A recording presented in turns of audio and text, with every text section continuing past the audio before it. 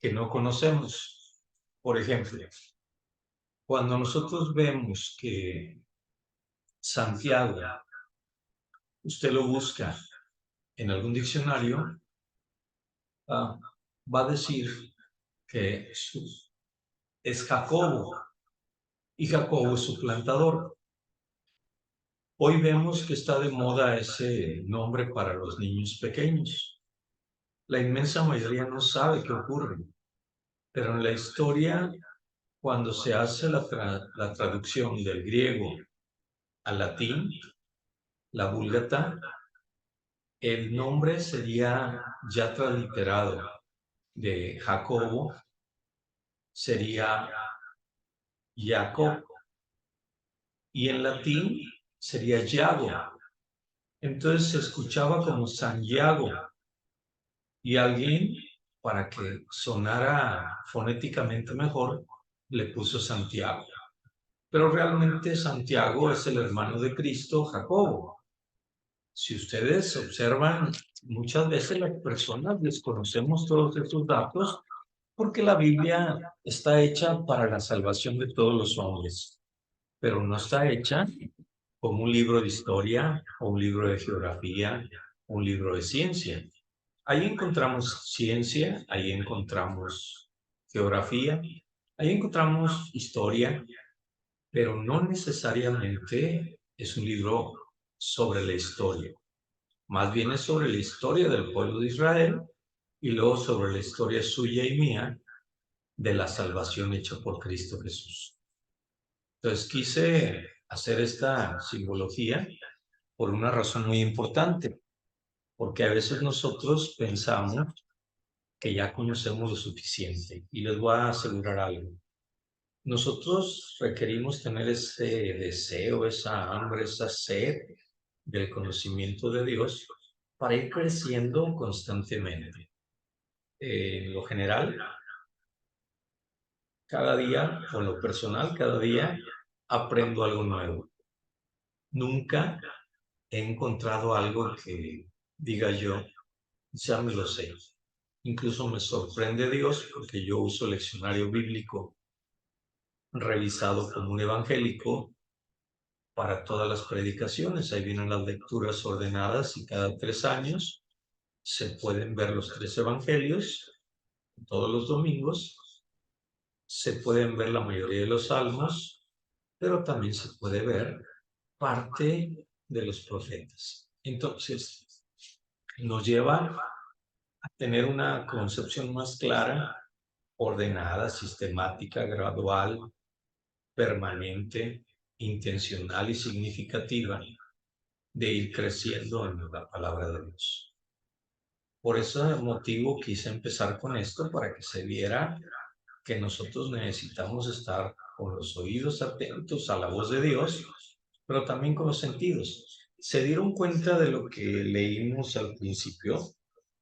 Porque esto cuando lo dije un día, como que no me creyeron y aparte de eso, como que se molestaron.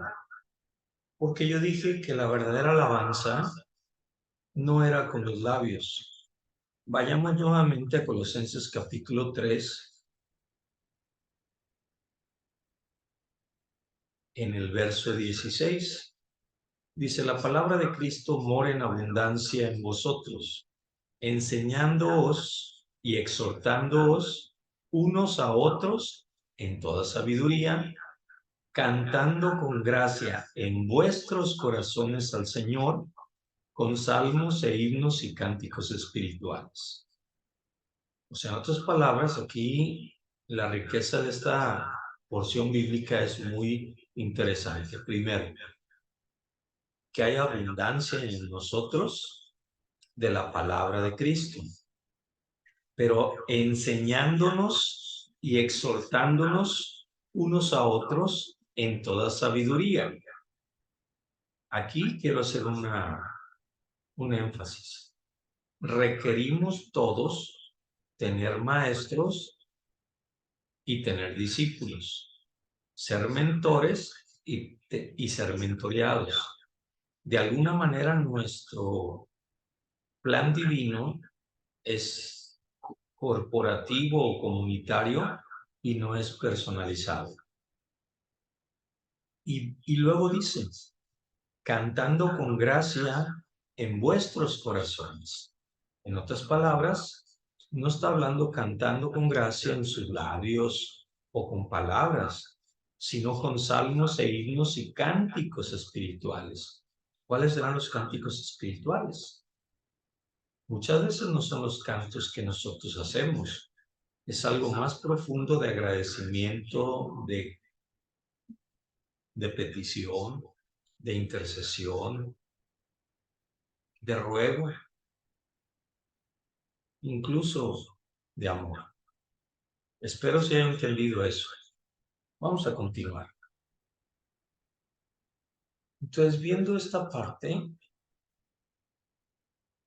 ya puedo continuar con la parte que dice, la obra del Espíritu es indispensable para la comprensión, ¿verdad? Lo leíamos. Por eso, aquí vienen unas partes que debemos de tener un poquito más de cuidado. Si los diversos ministerios cristianos son dones del Señor a su iglesia para su edificación. Y uno de los principales deberes de todo ministro es manejar rectamente, o sea, ortomeo. Orto es lo correcto, así como la ortopedia, así como la ortodoxia, la palabra de verdad, lo más recto, lo más directo. Ayer me platicaba una persona sobre el caso de un pastor que cometió adulterio. Y ella me refería que él había tenido también oportunidades con otras personas más jóvenes que él, con quien adulteró. Y yo le hice un comentario más directo. Lógicamente, la distancia más corta entre dos puntos es la línea recta. No siempre podemos ir en línea recta. Pero hay veces en el aspecto del pecado, nosotros nos vamos directo a aquello que es más fácil.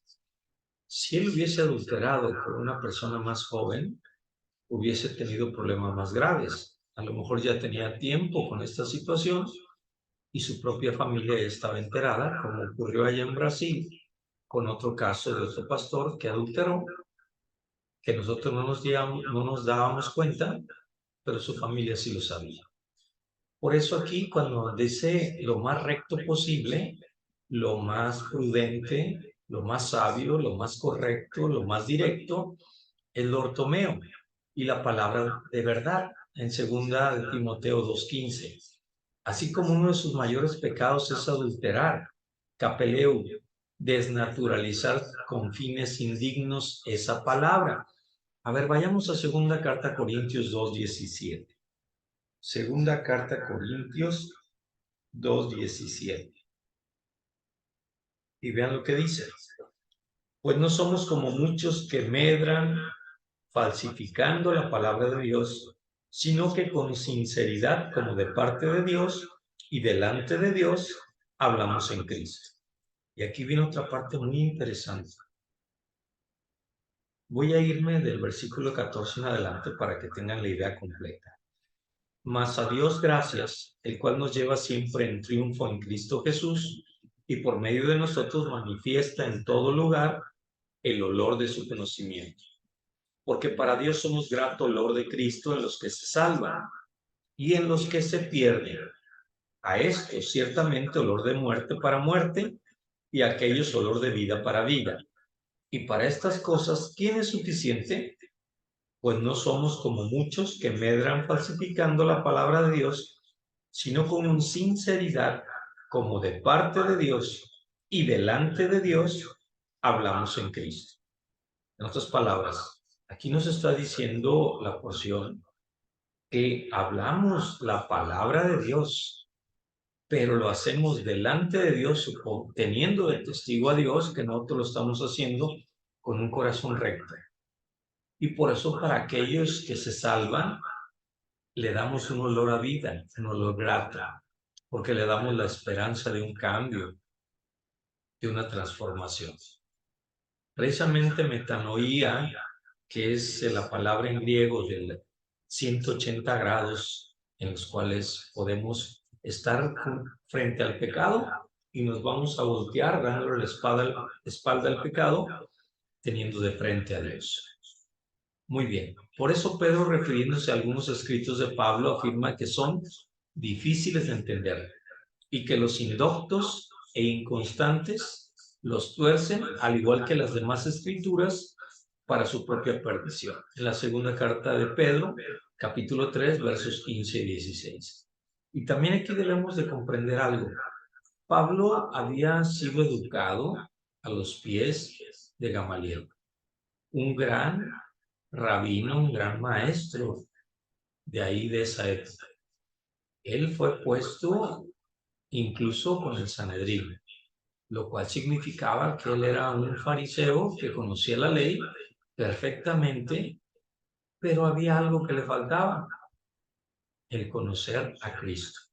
Así que fue Cristo quien le abordó para que pudiese ser el apóstol de los gentiles. Ahora, recursos. ¿Qué recursos tenemos? Hay una gran cantidad de excelente material complementario que ayuda a comprender mejor a las personas lo que leen y estudian de la Biblia. Aparece a continuación una lista de algunos recursos que debemos poseer para realizar una buena exégesis. Número 1, Biblias. Nótese, deje bajarle aquí porque se escucha un eco. No sé si ustedes lo escuchan. Nótese que ponemos Biblias en plural, porque consideramos de antemano que no existe una traducción perfecta de la Biblia. Lo ideal sería que todos pudiésemos leer la Biblia en hebreo, la mayor parte del Antiguo Testamento, arameo, mitad de Daniel y parte de Esdras y algunos textos aislados en otros libros. Y pudiésemos leer la Biblia en griego, todo el Nuevo Testamento. Aún los que manejan bien estos idiomas recurren a otras traducciones para comparar su propia traducción. Todo esto significa que no se debe usar una sola traducción de la Biblia. Hacerlo limita al lector a las preferencias exegéticos hermenéuticas y a los métodos de traducción del traductor o traductores.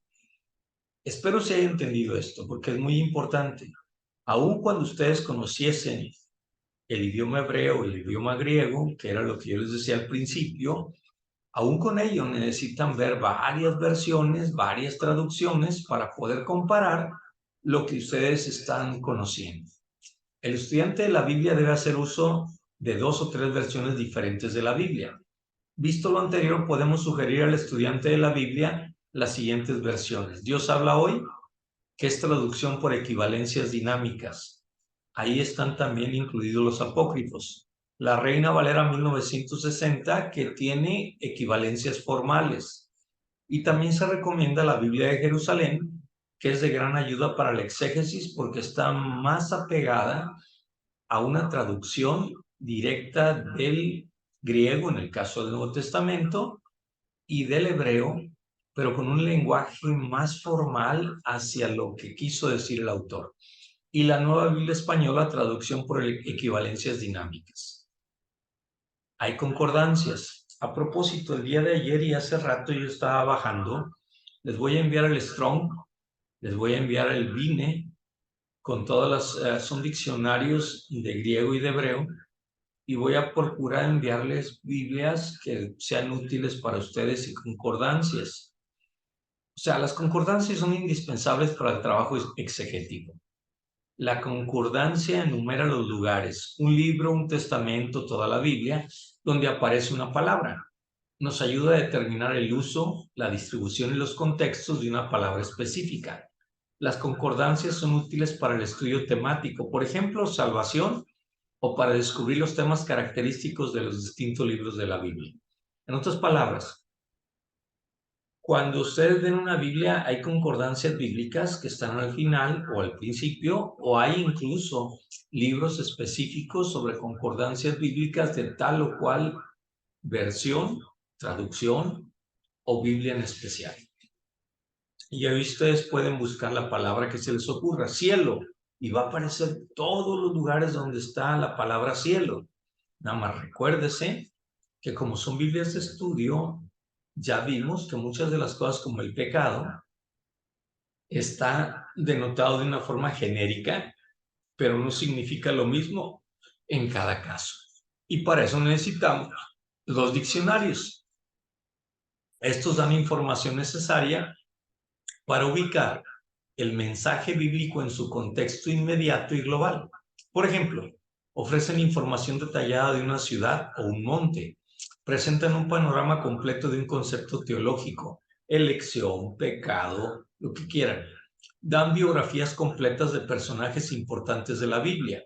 En algunos casos hay diccionarios muy buenos que ofrecen datos arqueológicos, históricos y culturales. Tienen mapas y cuadros cronológicos. Dan información importante sobre cada libro de la Biblia. Comentarios.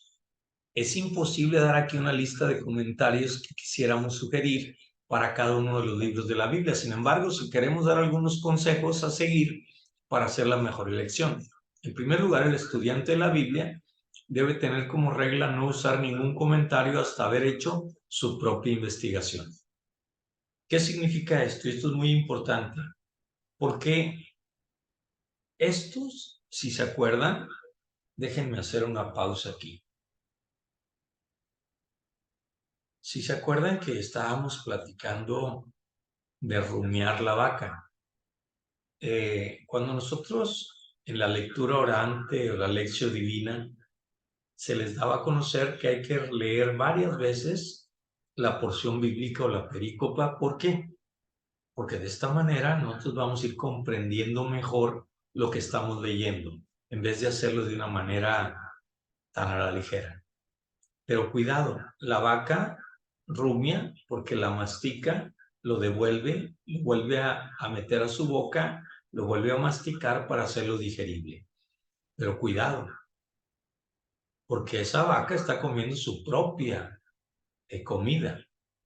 ¿Qué pasaría si nosotros agarramos el diccionario bíblico o agarramos el comentario bíblico y de ahí sacamos todo?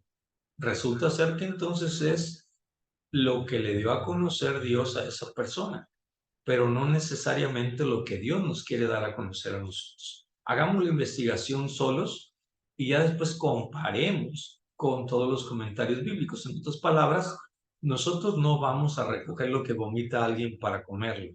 Nosotros vamos a realizar nuestra propia comida para ese alimento que es la palabra sea nutritivo para nosotros. No es igual, y aquí está una doctora, que cuando se hacen dietas a los enfermos en un hospital, pues va a depender mucho del diagnóstico que tenga, del tratamiento que lleve, de la enfermedad que tiene, del, ¿cómo le podríamos llamar? El plan o el programa o la estrategia para ver el avance de sus medicamentos conforme pase el tiempo en su resolución para la enfermedad y los nutrientes que tiene que llevar. Entonces, cuando en un hospital a todo el mundo le dan lo mismo, significa que no han hecho realmente una buena estrategia, dependiendo de la edad, del peso, dependiendo de muchos factores, es como se realiza. Inclusive, en el caso de veterinarios, hemos encontrado errores tan graves que muchas veces nos indican que a los perros hay que ponerles una vacuna para toda la cuestión de garrapatas, pero nadie nos dice que va a depender del peso del perro, de la edad del perro, el tipo de tratamiento que va a llevar. Entonces, en este caso es igual. Nosotros cuando investigamos en la Biblia, cuando investigamos con el Espíritu Santo, cuando ponemos todos nuestros sentidos, atención, para poder comprender el mensaje y poderlo transmitir, después vamos a complementar con los pensamientos de otros, pero nos puede reafirmar o complementar, mas nunca tomar como propio lo que a otro le es útil. ¿Sí se entiende esto que estoy hablando? Para que no se vea como una facilidad el comentario, sino más bien como un complemento hacia lo que nosotros buscáramos. Hay muchas formas en el Internet que podemos buscar, pero no todas de ellas nos van a dar la solución. Algunas de ellas nos pueden desviar más que ayudar. Entonces, volviendo al punto,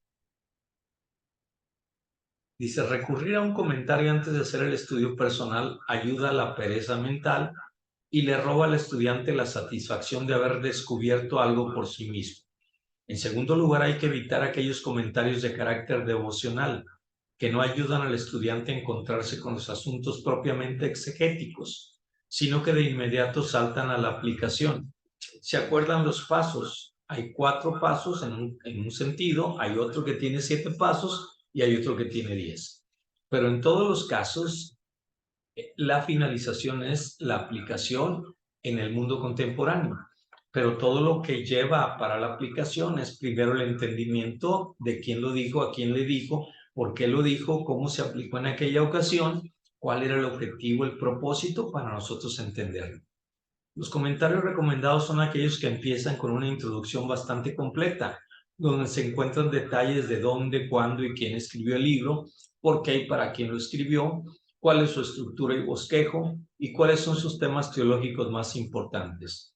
Además, estos comentarios explican paso a paso las unidades del discurso, o sea, las unidades literarias, los problemas de traducción, la estructura de cada unidad y todo lo que tiene que ver con la mejor comprensión del pasaje. Historias del Antiguo y del Nuevo Testamento. Estos libros son muy importantes para ubicar libros y pasajes en el contexto histórico al que se refieren y al que perteneció el autor y su audiencia. Ayudan al estudiante de la Biblia a tener un cuadro más realista de la historia bíblica y a poder colocar libros y personajes bíblicos en una correcta perspectiva histórica. Se debe recordar que el orden canónico de los libros de la Biblia no sigue una línea histórica. Eso también es bien importante porque luego queremos llevar a cabo todo como si la Biblia que conociéramos fuera cronológica. Hay una Biblia especial que se llama la Biblia cronológica. Yo la tengo y ahí viene unidos los eventos con los diversos, por ejemplo, los evangelios sinópticos y el de Juan, correspondientes a toda la acción de Jesucristo. Es una Biblia buena para estudio. Para otras condiciones es muy complicada porque vamos a estar viendo cómo se conjugan muchos factores y muchos libros casi al mismo tiempo y cómo los profetas están insertados. Incluso ahí viene cronológicamente la última semana de Cristo antes de la pasión. Requisitos del intérprete generales, es decir, los que debe tener en cuenta cualquier exégeta respecto a cualquier clase de literatura y no solamente con los escritos sagrados. Objetividad. El exégeta, sean cuales sean sus puntos de vista iniciales, ha de acercarse con actitud muy abierta al texto, permitiendo que éste lo modifique parcial o totalmente en la medida que no se ajusten al verdadero contenido de la escritura examinada. Si cumple honradamente su cometido, lo que haga será exégesis, no eisegesis. Es decir, extraerá del texto lo que contiene en vez de introducir al texto sus propias opiniones.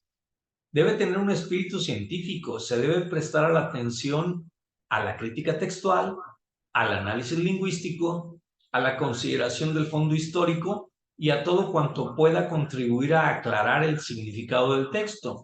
Arqueología, filosofía, obras literarias más o menos contemporáneas. Debe ser humilde. Esta cualidad es inherente al espíritu científico. Cuanto más se amplía el círculo de lo sabido, mayor aparece el de aquello que aún queda por descubrir. Voy a repetir esto. Cuanto más se amplía el círculo de lo que he conocido, mayor aparece el de aquello que aún queda por descubrir, porque veo que ignoro aún más, entre más sé, voy a comprender cuánto necesito descubrir. Y aún lo que se da por cierto ha de mantenerse en la mente con reservas, admitiendo la posibilidad de que nuevos descubrimientos o investigaciones más exhaustivas obliguen a rectificaciones. En el campo científico nunca se puede pronunciar la última palabra. Número 2. Especiales. Son los propios de un estudio que pone al intérprete a la escucha de Dios, es decir, propios de la Sagrada Escritura. Primero, una capacidad espiritual. La mente, los sentimientos y la voluntad del exégeta han de estar abiertos a la acción espiritual de la Escritura. Ha de establecerse una sintonía con el mensaje que la Biblia proclama. Solo el creyente puede ahondar en el verdadero significado de la Escritura porque el mismo Espíritu que la inspiró realiza en el intérprete una obra de iluminación que le permite llegar a través del texto al pensamiento de Dios. Esto también voy a hacer aquí un paréntesis. ¿Algunos de ustedes, cuando estaba estudiando en la escuela, no de repente en la madrugada se levantaba diciendo, ya sé lo que andaba buscando, esto me abre el entendimiento? A veces por visiones, por sueños, por pensamientos o incluso por acciones de otros, nos revela Dios su propio conocimiento y nos da a conocer incluso el discernimiento de lo que estamos viviendo y de lo que está viviendo la otra persona. Pero siempre nos lo recuerda también con la palabra de Dios. ¿Alguno de ustedes le ha ocurrido algo similar? Hermano. Sí. Bueno, entonces con esto yo lo que quiero es que vean que lo que estamos observando el día de hoy es un resumen, pero ya trae cosas que ya pueden comprender un poco mejor por qué son las características del intérprete, por qué debemos de buscar las cosas de otra forma. Si esto lo hubiéramos puesto al principio, ustedes no lo hubieran conocido tan a fondo como hoy, que ya tienen la capacidad al menos de tener el interés de la búsqueda. Ahora, la facultad de discernimiento espiritual del creyente ha de ser alimentada por una actitud de reverencia y de dependencia de la dirección divina. No soy yo, es Él. Es más, la adoración no depende de mí, depende de Él. Todo trabajo de exégesis debe ir de la mano con la oración. Orar bien es estudiar bien. El exégeta, más que cualquier simple lector de la Biblia, habría de hacer suya la súplica del salmista: Señor, abre mis ojos y miraré las maravillas de tu ley. Salmo 119, 18. Ahora, debe haber una actitud de compromiso. Ahorita estamos viendo las cuestiones características especiales del intérprete y empezamos con una capacidad espiritual, con una actitud de compromiso. El mensaje bíblico ha de influir decisivamente en la vida del intérprete. O sea, si yo estoy comprendiendo el mensaje, debo de hacerlo mío, debo de asumirlo. Asumir algo es introducirlo. Miren, la gran diferencia entre instrucción, capacitación, educación, ¿qué otro término? Enseñanza. Tiene que ver con algo muy importante. Hay veces nosotros, la instrucción es instructore, que significa hacia adentro, estructurar todo el conocimiento.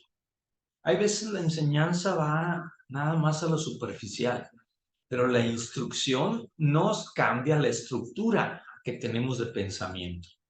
Por eso es importante instruir más que capacitar, porque la capacitación y adiestramiento nada más nos es útil para realizar una labor, independientemente si conocemos o no conocemos el propósito final o el interior de las cosas. Sin embargo, la instrucción nos lleva no solamente a realizar, sino a comprender para qué y cuidar todo aquello que pueda ser difícil o que pueda ser contrario al objeto o propósito que busquemos. Entonces, la comprensión de la palabra de Dios lleva inevitablemente el compromiso con Dios, a la decisión de aceptar lo que Él ofrece y darle lo que exige, hacer de su verdad nuestra verdad, de su voluntad nuestra voluntad y de su causa nuestra causa. Qué hermoso esto que escribió este autor, ¿verdad? Porque realmente nosotros nos hacemos uno con Cristo, mas ya no vivo yo, sino que Cristo vive en mí. Cuando nosotros ya vemos esta situación de actitud de compromiso que tenía Pablo, es cuando comprendemos la pasión que podemos tener para hacer las cosas. Otra cosa es el espíritu mediador. La hermenéutica debe abrir un diálogo entre el pasado del autor bíblico y el presente del lector.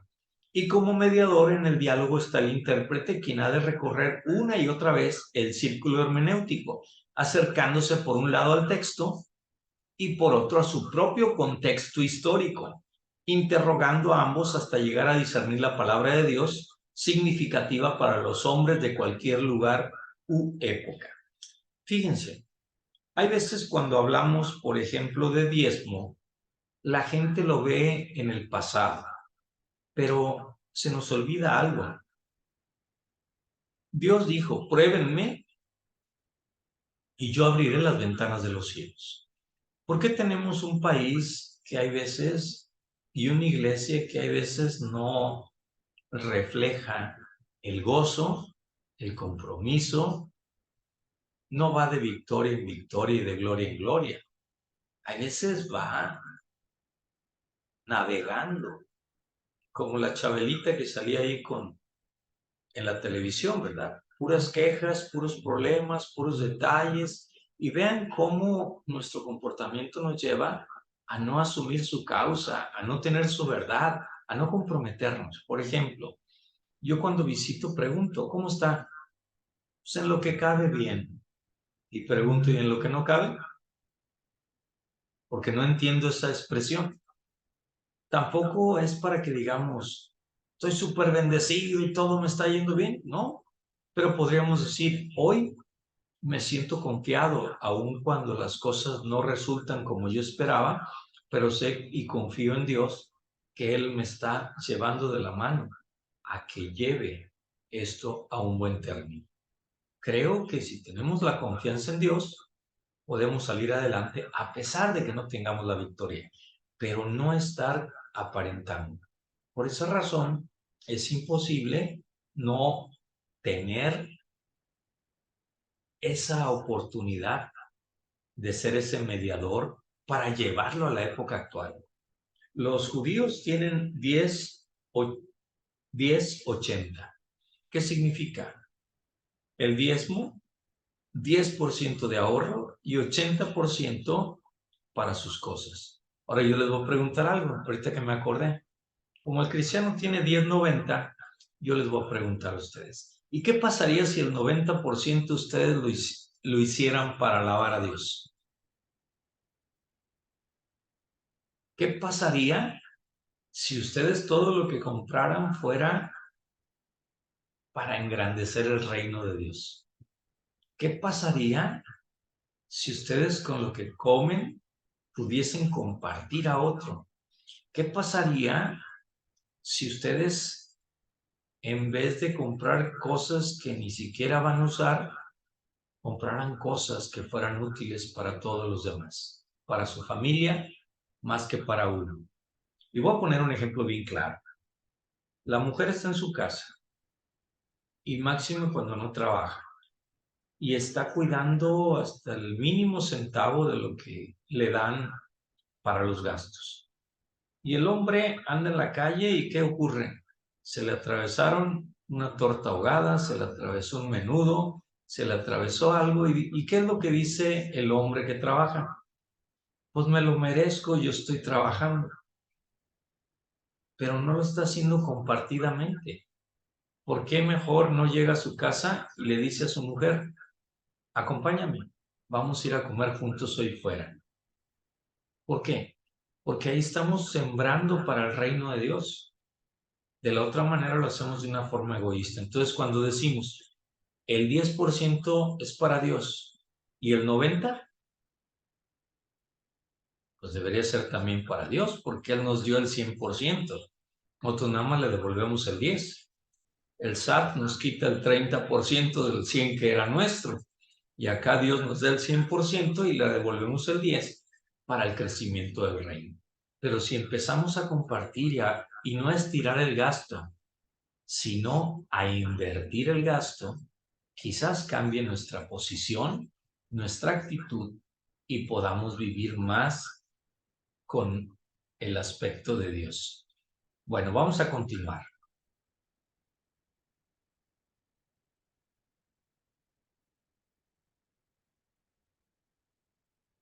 ¿Cuál es la finalidad de la revelación? Por supuesto, no se pretende que la Escritura haya recogido todo lo que Dios había revelado. Parte de los escritos proféticos no llegaron a ser incorporados al canon del Viejo Testamento, segunda de Crónicas 9:29. Jesús hizo otras cosas que no aparecen en los evangelios. En la conclusión del Evangelio de Juan, capítulo 21, verso 25. Y los apóstoles escribieron cartas que no aparecen en el Nuevo Testamento. Primera de Corintios 5:9 y Colosenses 4:16. Alguien busque Colosenses 4:16 mientras yo busco la primera carta a Corintios. Y ahorita vamos a observar algo que a veces lo hemos leído quizás, pero no le hemos prestado la atención debida.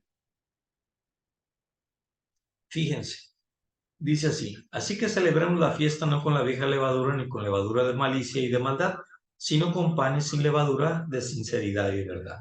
Os he escrito por carta que no os juntéis con los fornicarios, no absolutamente con los fornicarios de este mundo, o con los ávaros, o con los ladrones, o con los idólatras, pues en tal caso sería necesario salir del mundo. Y vean ustedes cómo aquí está hablando Pablo de una carta extra que no se sabe si fue intermedia, si fue primera, pero nos está hablando de que hay cartas que no podemos determinar si existieron o si no se dieron. ¿Y qué dice Colosenses 4:16? Dice, cuando esta carta haya sido leída entre vosotros, haced también que se lea en la iglesia de los laodicenses y que la de la Odisea la leáis también vosotros. Gracias. ¿Y dónde está la carta mencionada a la Odisea? No existe en la Biblia como un canon, pero probablemente sí se haya dado, pero no es tan importante, o a lo mejor es una reiteración de algo que ya se dijo. Por eso es importante que entendamos que no podemos entender toda la Biblia y hay cosas que son misterio. Mysterium en latín tiene que ver con algo oculto, revelado, pero oculto hasta cierto punto. Y quiero que me entiendan una cuestión, porque ¿cómo batallamos los seres humanos para entender lo que es de Dios y lo que es mío? ¿Quieren verlo? Para que vean que lo que estoy diciendo no es mentira, porque a mí me gusta afirmarlo con la Sagrada Escritura. Nos vamos a ir a Deuteronomio, capítulo 29, verso 29, y apréndanselo, porque les va a ser muy útil para quitar muchas de las cosas espiritufláuticas que tiene mucha gente. Hemos escuchado a Jeremías 31:3, ¿verdad? ¿O cuál es? ¿Cuál es el que tanto dicen? Que lo dicen y se llenan de gozo al decirlo. El declama a mí.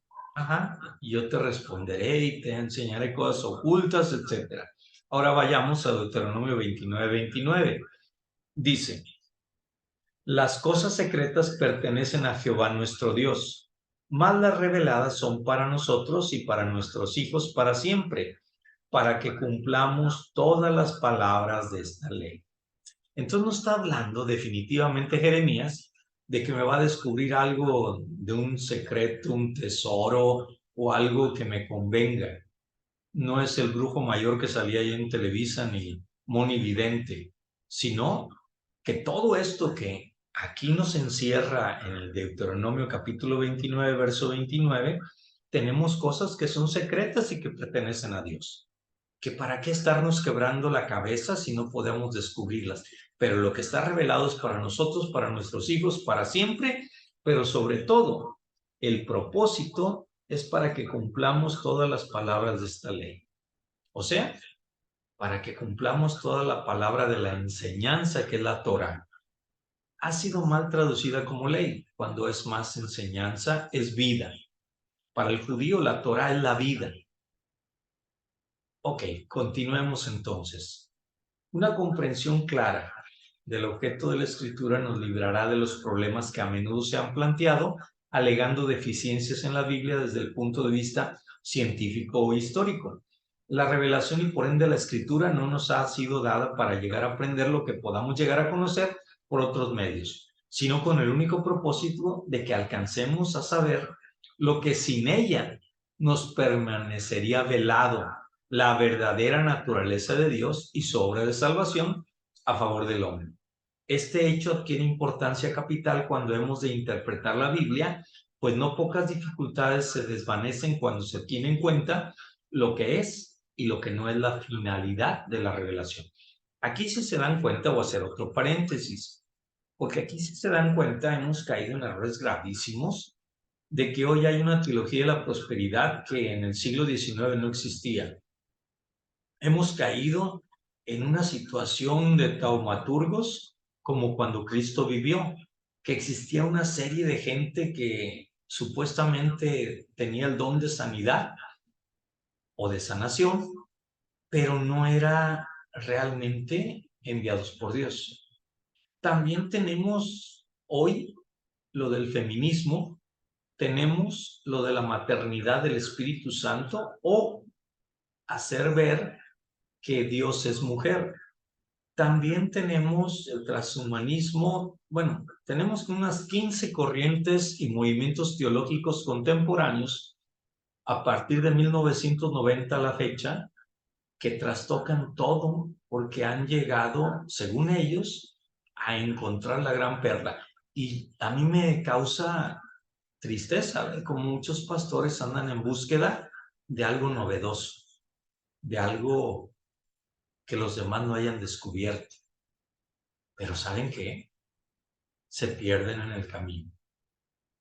Porque al final del tiempo, ¿cuál es la conclusión del gran predicador que fue precisamente el Coelet, el Eclesiastés? El fin de todo el discurso, ¿cuál es? Y esto nos debe llevar a no perdernos en este mundo de querer ver errores en vez de ver la acción de Dios. En descubrir dentro de la Biblia algo que nos sea útil primero a nosotros para poderlo gritar. Qué padre sería que nosotros pudiésemos comprender la Biblia de una manera clara para poder dar consejería. Qué difícil. Ayer en la reunión me preguntó alguien, oiga, ¿y en los sueños cómo sé que es de Dios? Y me llamó la atención por algo, porque acababa de tener una consejería con esa persona y me acababa de confiar algo. Claro, los demás no se dieron cuenta, por eso le dije, lo que me dijiste aquí es lo que en el sueño tú tuviste. ¿Por qué? Porque hay gente que sueña a su mamá, que sueña a su papá, que sueña a su hermano, que ya están muertos. No quiere decir con esto que los muertos vengan y hablen con nosotros, sino que hay cosas que quedaron tan pendientes en nuestro interior. Por ejemplo, en el caso de esa persona, ella me dijo, mi madre siempre, antes de morir, me dijo, cuida a tu hermana más joven y no la metas en problemas. Entonces, ¿qué es lo que ocurre? Esos consejos, esas admoniciones, ese testamento espiritual o ese legado que nos deja alguien, de repente como que nos acordamos, como que soñamos con la persona para acordarnos que nos hemos desviado de la meta.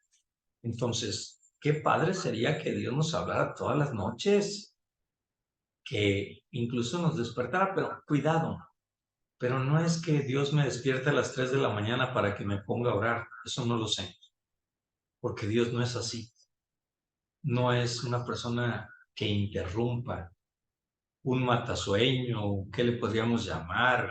Una persona que nos quita el gozo, que acaba con la diversión, no, no, no, Él es parte de nuestra vida y se goza con nosotros como nosotros nos gozamos con todo lo de Él.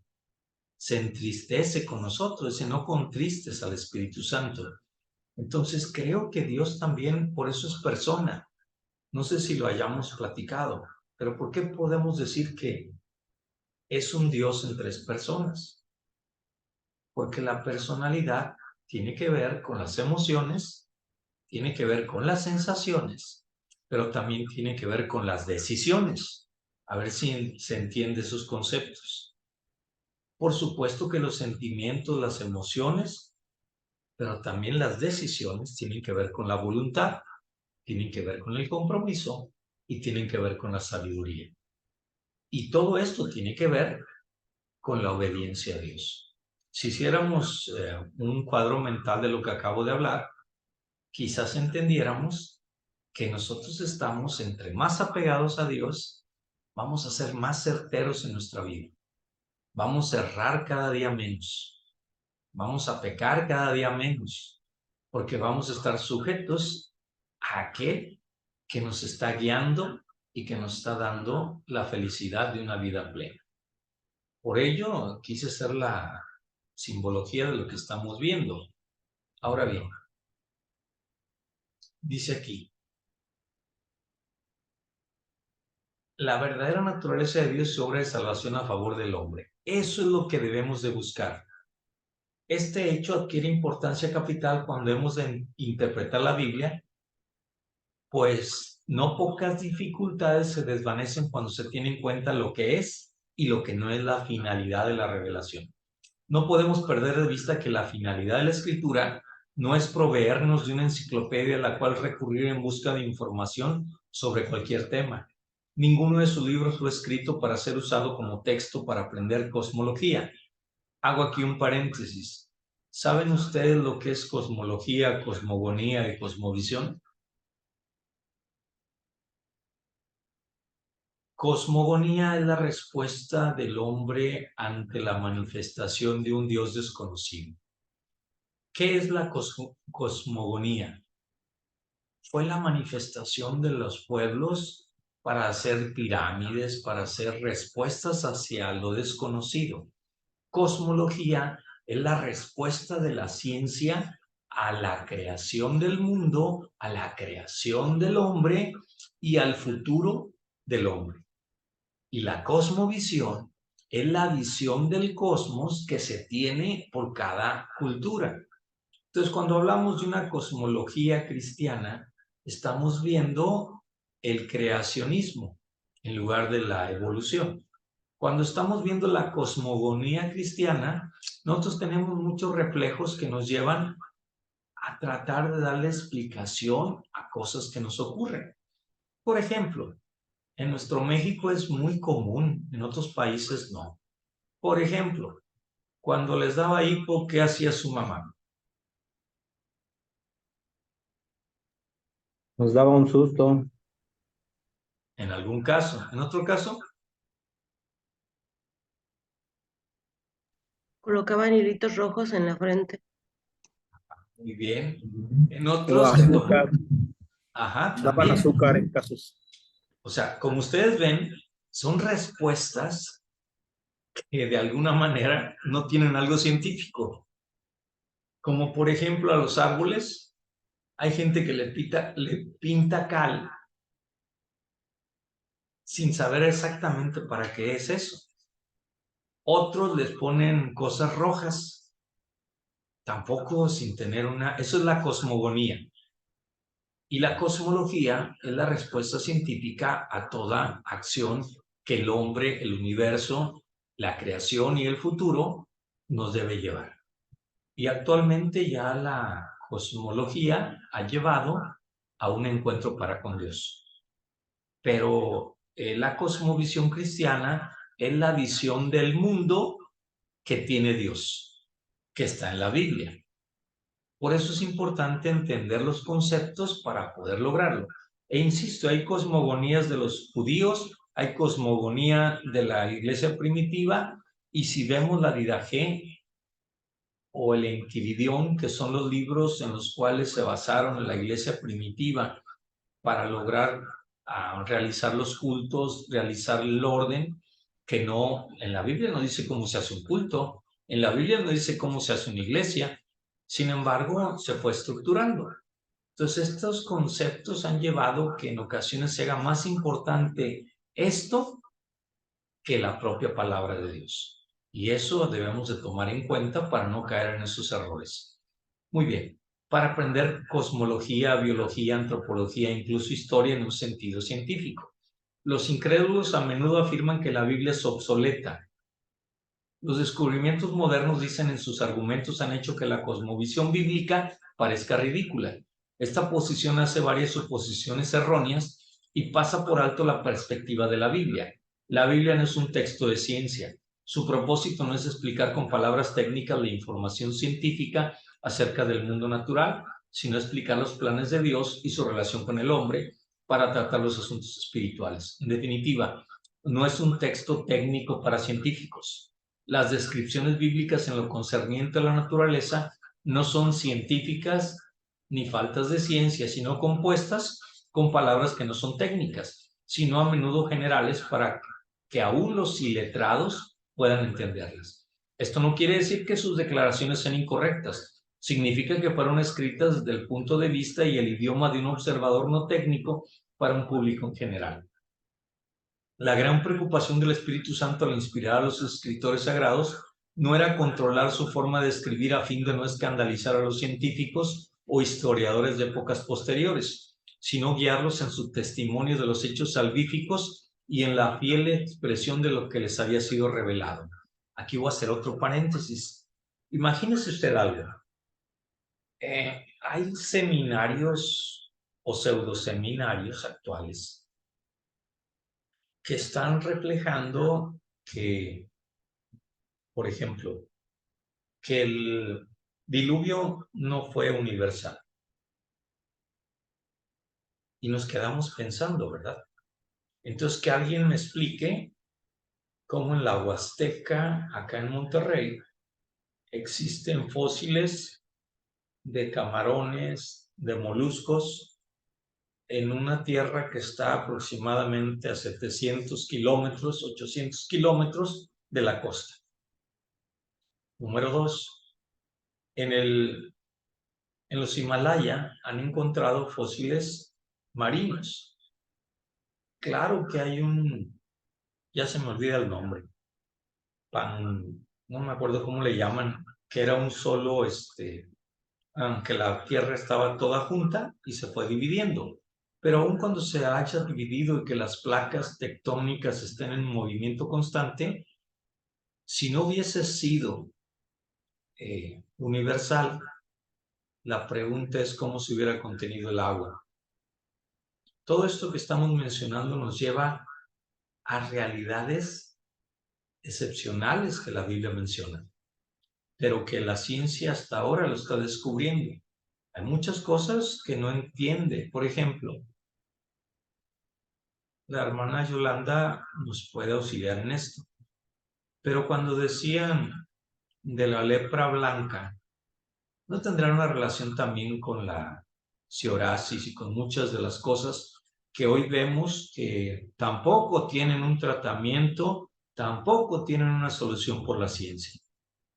Que incluso en Europa se les envía al Mar Muerto por parte del medical care. ¿Por qué? Porque no funciona todo igual para todos. Sin embargo, volviendo al punto, nosotros estamos viendo que todo esto sirve para lograr entender por qué es importante que aprendamos nosotros. Y también de que no quería Dios que fueran unos robots o unas máquinas de escribir, sino que impulsaran también con su propia dicción, con su propia cultura, con sus propias palabras, muchas de las cosas que llegaron. Entonces, cuando aprendemos este principio, muchos problemas desaparecen, se desvanecen. Las supuestas divergencias entre la Biblia y la ciencia quedan sin peso alguno. Entendemos entonces que los escritores bíblicos describen los fenómenos del universo según las apariencias sensoriales, sin pretender jamás impartir una enseñanza científica y siguiendo, como se hace aún hoy popularmente, los modos de expresión comunes en su tiempo. Decir que el sol sale o se pone en los Salmos o en Malaquías no es darle la razón a Ptolomeo y quitársela a Copérnico. Son frases del lenguaje común que los propios científicos usan fuera de su ámbito profesional. Esta peculiaridad del lenguaje fenoménico popular, no científico, debe ser tenida muy en cuenta por el exégeta. Es un servicio muy pobre el que se presta a la doctrina de la inspiración de la Escritura, cuando en algunos textos del Antiguo Testamento, aislados de su contexto, se ven sensacionales declaraciones coincidentes con descubrimientos o logros posteriores a la ciencia. No sé si hayan visto, hay un video que da a conocer 60 o 100 puntos que se han descubierto por la ciencia, pero esto no es así. El intérprete esmerado no tratará de hallar el automóvil en Nahum capítulo 1, el avión Isaías 60, la teoría atómica en Hebreos 1:13 o la energía atómica en segunda de Pedro 3. Creo que eso es tratar de forzar algo. Para los métodos de interpretación bíblica ya los hemos visto de alguna forma. Método alegórico. Se concentra no en lo que dice el texto, sino alega que hay algo debajo del texto que le toca al intérprete de un modo subjetivo encontrarlo. Subjetivo quiere decir que el que piensa determina lo que significa el objeto estudiado. Insiste que debajo de lo obvio hay algo más rico, profundo e importante, que viene a ser el sentido verdadero. Esto no crean que empieza con una exégesis cristiana. Esto lo tienen los judíos desde mucho tiempo atrás. Por eso está el Targum, por eso está la Midrash, por eso está la Cábala, que lleva a un estudio para andar descubriendo el significado oculto o sot que le llaman ellos. Está el Pechat, está el Remás, ay, me falta uno. El último es el Sot. Ahorita recuerdo cómo se llama el otro. Son las 4 formas que ellos utilizan para poder interpretar. Entonces, como ven, siempre es curioso que la gente quiera encontrar algo novedoso para ponerse la estrellita del kinder.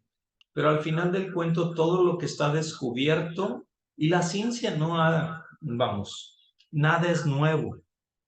Solamente descubrimos lo que ya Dios ha hecho. Sin embargo, pues hay veces a la gente le interesa mucho sentirse superior. También está el método literal. Su enfoque es aceptar lo que dice literalmente al pie de la letra. Hay aspectos que debemos considerar. Examinemos las palabras según su uso en la oración. Examinemos la oración según su contexto. Comparemos las ideas similares. No puede haber contradicción. Y preferimos los textos que son claros con relación a los oscuros. Observemos con cuidado el deletreo, la gramática y si son figuras literarias. Estas figuras las veremos en adelante. Hay un método dogmático. Ante todo, un dogma es un punto doctrinal adoptado por un grupo religioso, de tal manera que este método se conforma dentro de lo que un grupo permite.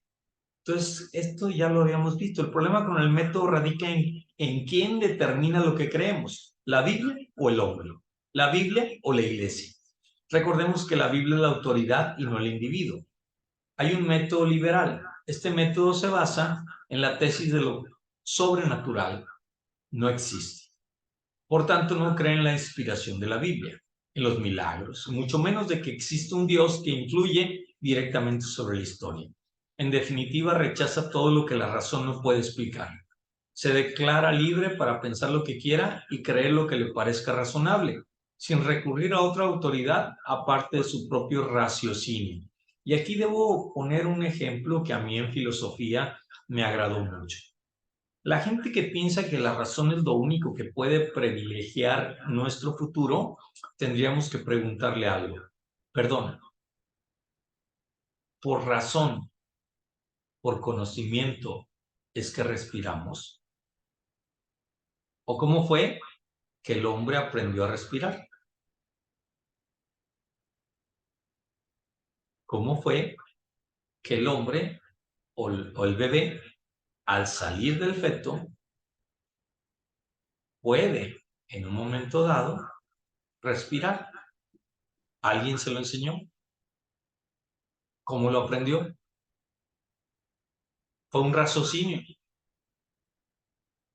Es más, comer fue un raciocinio, fue algo aprendido. o lo necesita. Son cosas que la razón no lo puede dar por conclusión. Inclusive, dentro de la tabla periódica de los elementos químicos, se necesita tener más fe en esa tabla que en la Biblia. Porque hay elementos químicos que nada más los vieron 3 científicos y ahí están y que ya no existen.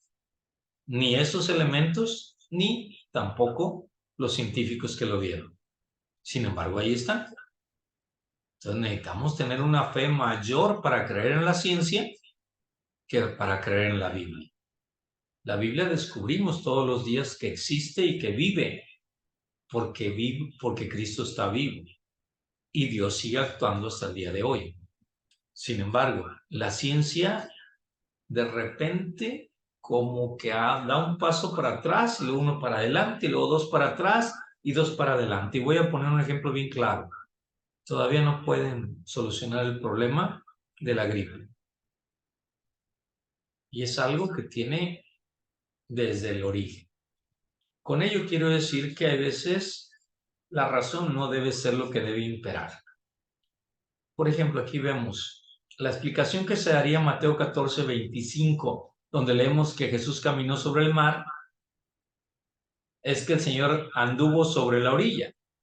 Finalmente, en Éxodo 14:21-27 tenemos el caso de Israel cruzando el Mar Rojo. La explicación de que el nivel de agua era bajo no es suficiente, ya que no se explica cómo se ahogaron en todos los científicos. Sin embargo, fíjense que algo bien raro. Han hecho experimentos de corrientes de aire que llegan y que han abierto el mar. Pero aún peor, se metieron buzos en el lugar que encontraron donde hubo el cruce y encontraron las ruedas de los egipcios para confirmar el hecho de que fue real. Con lo cual quiero decir que hasta Dios no es que permita que crean en el raciocinio, sino que lo que está en la Biblia tampoco está fuera de la razón. Ese es el primero de los métodos, el método gramático histórico, para la práctica de una exégesis objetiva, que es la que van a hacer ustedes. Sin lugar a dudas es superior a todas las anteriores. Tiene por objeto ir al significado de un texto sobre la base que sus palabras expresan en su sentido llano y a simple luz del contexto histórico en las que fueron escritas. Entonces, en síntesis, el estudio gramático histórico de un texto incluye su análisis lingüístico, palabras, gramática, contexto, pasajes paralelos, lenguaje figurado, etc., y el examen de su fondo histórico. Y es tarea del intérprete determinar con la mayor precisión posible lo que el escritor sagrado quiso decir. Dice, salvo casos excepcionales, casos en los que no se comprendieron a profundidad lo que exponían, como en el caso de algunas profecías, por ejemplo, Primera de Pedro 1, 10, 12. Vamos a ver esa, Primero de Pedro 1, 10, 12.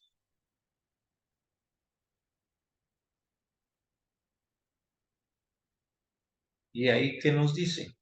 Nos dice, los profetas que profetizaron de la gracia destinada a vosotros, inquirieron y diligentemente indagaron acerca de esta salvación, escudriñando qué persona y tiempo indicaba el Espíritu de Cristo que estaba en ellos, el cual anunciaba de antemano los sufrimientos de Cristo y las glorias que vendrían tras ellos.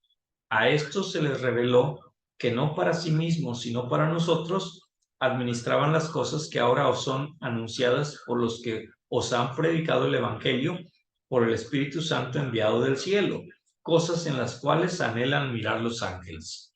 En otras palabras, hay cosas que no entendían realmente y hay profecías que se cumplen en tiempo presente perfecto, otras en tiempo airosto, otras en un pluscuamperfecto.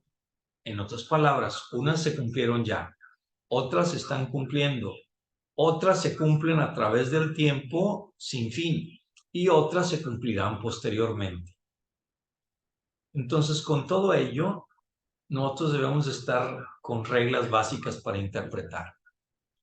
Primero, dejar que la Biblia sea su propio intérprete cada vez que sea posible. Tomar literalmente lo más posible las palabras de la Biblia. Solo debe buscarse el significado figurado cuando el literal carezca de sentido. Colocar todas las interpretaciones hechas dentro del contexto del cual fueron tomados los pasajes. Considerar el tema o propósito del libro cuando se interprete un pasaje específico. Ser reflexivo al hacer una interpretación, evitar los juicios acelerados. Buscar las razones que pudieron demostrar que su interpretación es incorrecta. El ambiente de un pasaje, los datos geográficos, la época o momento histórico, circunstancias especiales relativas al autor. También tenemos que ver circunstancias relativas al destinatario, ocasión del escrito y propósito del escritor. ¿Qué es lo permanente y lo temporal de la escritura? Esto también es importante. Hay cosas que son transitorias, como acabo de decir, profecías que se cumplieron en su momento, otras que se están cumpliendo, otras que se van a cumplir y otras que se cumplirán durante mucho tiempo. Entonces, ahí es donde nosotros tendríamos que entender. Aquí viene un caso. Por ejemplo, sería absurdo pensar que todas las leyes dadas a los israelitas han de seguir vigentes hoy en día. ¿Cómo podríamos obedecerlas si no está el templo de Jerusalén, por ejemplo? En caso de supuesto adulterio, ¿exigiríamos a una mujer que demostrase su inocencia ingiriendo una pócima malsana, como se preceptúa en el número 5 del 11 al 31? ¿Habríamos de establecer ciudades de refugio para que los homicidas involuntarios pudieran hallar asilo en ellas, como se ordena en números 35? Hacer la pregunta ya es contestarla. Evidentemente no.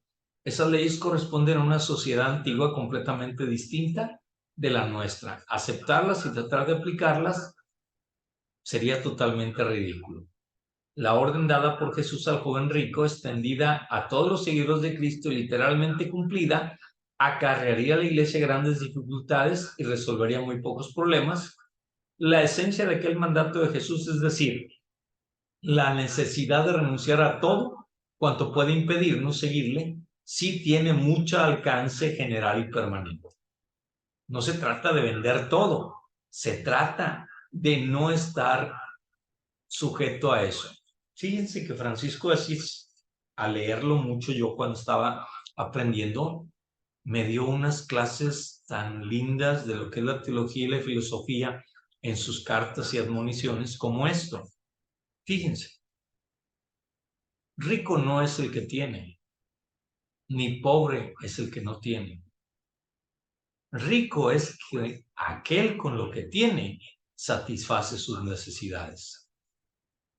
Entonces no existen los pobres como tal, porque aún un pobre, con su limitación, puede vivir de una manera dependiendo de Dios, de la providencia, y satisfacer sus necesidades. Lógicamente no esperemos que un pobre traiga el iPhone nuevo, el 15, pero no lo necesita. Tampoco el rico es feliz con su riqueza, ni con su riqueza puede comprar amor, salud, fe, ni mucho menos vida y esperanza. Todo esto nos debe llevar a comprender que tiene mucha relación la cuestión de los contextos. Por ejemplo, la palabra contexto está compuesta de dos palabras latinas, cum, punto a, y textum, tejido por extensión con textura o trama. Aplicado a documentos escritos, expresa la conexión de pensamiento que existe entre diversas partes para hacer de ellas todo un coherente. El valor de un contexto es obvio, sin él no hay una correcta interpretación. El contexto liga, entreteje, une a dos o más pasajes bíblicos de igual valor espiritual o literario. La extensión del contexto. Hay dos tipos de contextos, el remoto y el inmediato. El primero es un sentido amplísimo, está constituido por la totalidad de la escritura, pero de ese contexto debe pasarse sucesivamente a otros cada vez más reducidos. El contexto del Antiguo Testamento, del Nuevo Testamento, y dentro del Antiguo Testamento, el Pentateuco, los históricos, los poéticos, los sapiensales, los proféticos, y dentro de cada grupo, a cada uno de los libros. En otras palabras, yo les había dicho que hay un contexto directo, que es lo que está dentro del libro que estamos leyendo. Hay un contexto paralelo de todos los libros que haya escrito el mismo autor, por ejemplo, Pablo, Pedro, Juan, que tengan relación con ese tema o con esa palabra. Y luego lo relacionado con los demás autores del Nuevo Testamento y con los demás autores del Antiguo Testamento. O sea, hay un directo, un indirecto, un remoto y un integral. Pero todos son paralelos al propio autor, a los demás autores o a la totalidad de autores de la Biblia. Y aquí están los tipos de contexto. Hay un contexto inmediato que puede ser lógica cuando las ideas del texto aparecen engarzadas. Histórica, cuando existe una relación de determinados hechos o acontecimientos. Teológica, si el contenido del texto forma parte de un argumento doctrinal. Entonces debe tomarse en cuenta los paréntesis, digresiones, los cambios bruscos de un tema a otro, el hilo del pensamiento. Hay pasajes paralelos. No siempre el contexto aporta luz para la comprensión. Entonces tenemos que ver la mayor parte de los textos de Proverbios, pues con la excepción de algunas secciones cuyo contenido gira en torno a temas concretos, malas compañías, vida de piedad, sabiduría, elogio de una mujer virtuosa, el resto del libro está compuesto de máximas y sentencias discontinuas. Muy bien, hay un lenguaje figurado. El lenguaje figurado nos lleva, ¿por qué es necesario estudiar? Para hacer que se acepte una idea nueva, para dar potencia o fuerza a una idea, para comunicar cierto aspecto de su significado, para adornar una idea o para suavizar un pensamiento fuerte y presentarlo con tacto y decoro. Las diferentes figuras, ya las habíamos visto, el símil es una figura semejante. Por eso vemos el uso de la palabra como. La metáfora es transportar, es más allá de la forma. Entonces nos lleva a la sal de la tierra, a la luz del mundo. La metonimia, palabra que describe es designar. Se usa cuando se designa una cosa con el nombre de otra. Por ejemplo, Abraham en la parábola del rico y Lázaro, a Moisés y a los profetas tienen. Lógicamente ya no existían vivos, pero estaban sus escritos. La sinócdike, la palabra clave que describe es relación. Es pues tomar por el todo o el todo por una parte. Por ejemplo, yo estaré con tu boca. ¿Qué significa contigo? La boca es una parte del todo del cuerpo, es decir, yo estaré en tus palabras, pero estaré contigo. La ironía es todo lo contrario. Nos presenta la burla de Elías ante los profetas de Baal, que no los escucha, que está ocupado, que está dormido. La hipérbole es una exageración, es dar énfasis al pensamiento. En Mateo, el Señor hace el punto claro tocante cuán difícil es para el rico dejar su Dios las riquezas para seguirle. El pleonasmo es redundancia. Y el jefe de los coperos no se acordó de José, sino que le olvidó. Si no se acordó, pues es que le olvidó. Pero es una redundancia para darle mayor vigor. La apóstrofe, es decir, dirigir. Son palabras dirigidas a una persona presente o ausente. En Mateo 23, 1 al 8, el Señor se dirige a la gente y a sus discípulos refiriéndose acerca de los escribas y los fariseos. La personificación. Describe esta figura, es personal, o sea, personifica. En Proverbios 8, 1 al 4 vemos a la sabiduría como a una persona. Eufemismo es tratar la figura con suavidad. En otras palabras, hallamos expresiones de ese tipo. Llegarse a significa acercarse con el propósito de llegar a la cópula carnal y descubrir la desnudez, denota el mismo acto. La paradoja es una contradicción. En Santiago 1:2 tenemos sumo gozo y pruebas. La pregunta que surge es, ¿tiene uno sumo gozo cuando está en pruebas? Pues es una paradoja, pero es una realidad. Y aquí quiero hacer otra de las cosas que debemos de entender, que cuando nosotros estamos realmente en este caso, deberíamos de comprender que la Biblia tiene muchas paradojas para poder comprender todo aquello que está escrito. Pero aquí viene una pregunta que me nace. Cuando a ustedes su trabajo personal o su ministerio no se gozan, yo creo que no es su ministerio. Fíjense en algo que voy a decir. Yo pregunto a la persona, ¿cómo te ha ido en tu ministerio? Pues es que es difícil. Entonces dice uno, pues no se está gozando con su ministerio. Es que la gente no hace caso. No me estoy gozando con mi. Y esto tiene que ver con algo que se predicó hace una semana. Hace una semana se habló de los trabajadores. Y quiero hacer un paréntesis porque nos va a servir de ejercicio. Fíjense, el Señor salió muy temprano y contrató a unos por un denario. A media mañana contrató a otros. Y al final de la jornada contrató a otros. A la hora del pago, a cada uno le dio lo justo, porque eso acordó, un denario para cada quien. Sin embargo, pareciera que es injusto el dueño de la viña.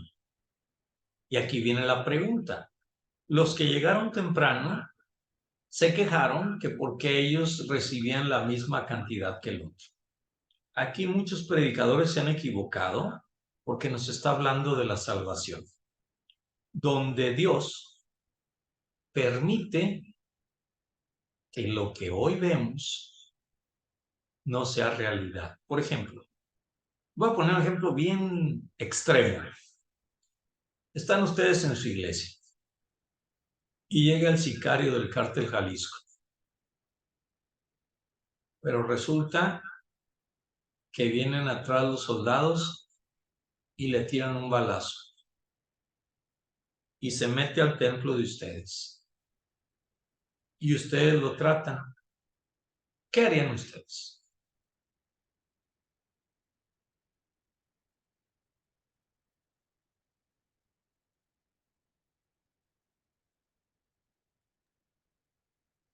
Pues si se mete al templo a hablarle del evangelio, yo digo, Ok, darle el plan de salvación. Ok, lo aceptan. Y ustedes dicen, este hombre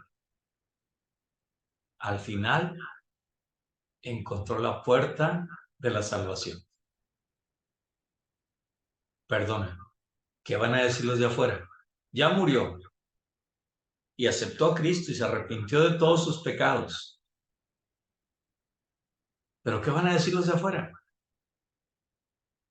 Lo van a aceptar. Es más, si usted estaba solo en el templo, cuando lleguen todos los hermanos, muchos de ellos van a pensar, no, ¿por qué ese sicario se mató a tantos?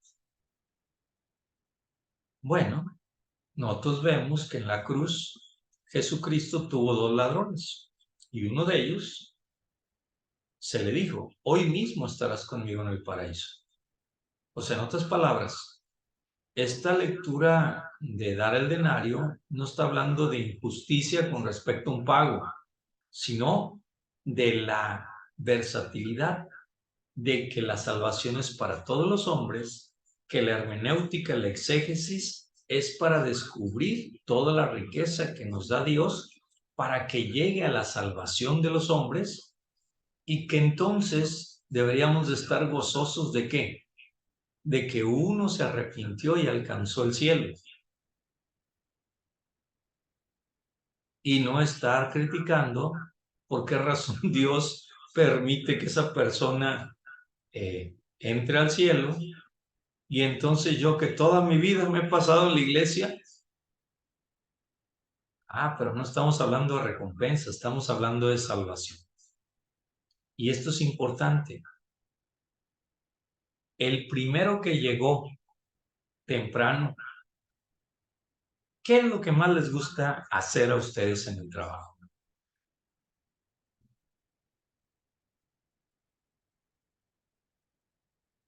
Por ejemplo, alguien que no haya hablado. Hermana Rosaluz, ¿qué es lo que más le gusta a usted hacer como trabajo? Yo también soy enfermera y aunque ya estoy jubilada,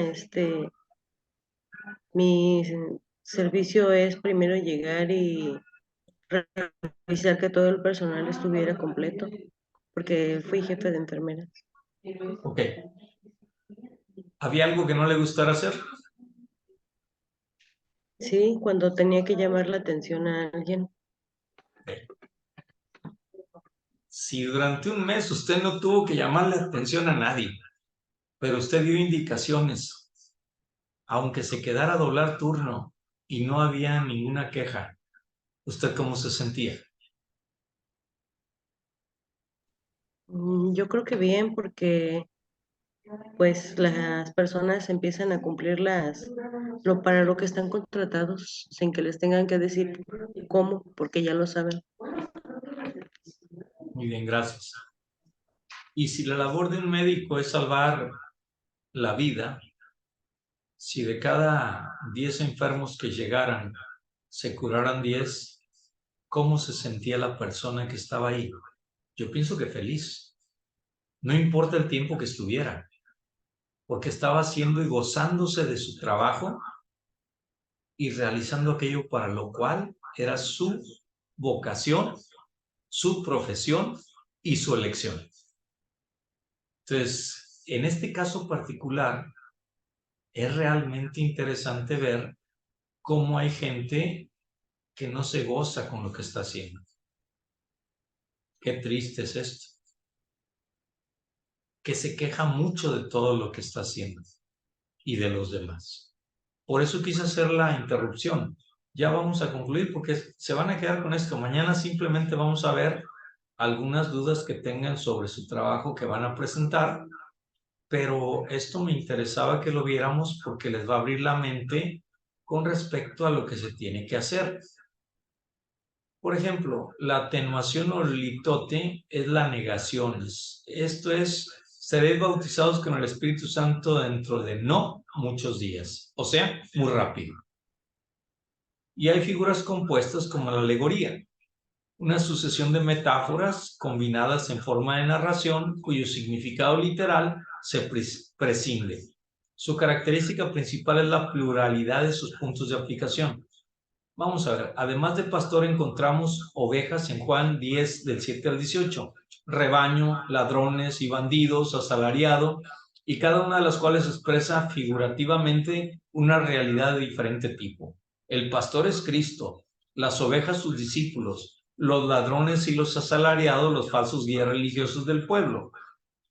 Esto es realmente una alegoría.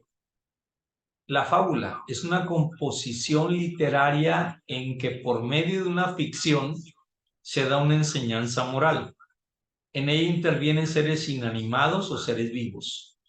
En la Biblia hay dos fábulas contenidas ambas en el Antiguo Testamento. La de Jotán en Jueces 9:1-21 se denuncia la torpeza de Abimelech y los equimitas que le secundaron haciéndole rey.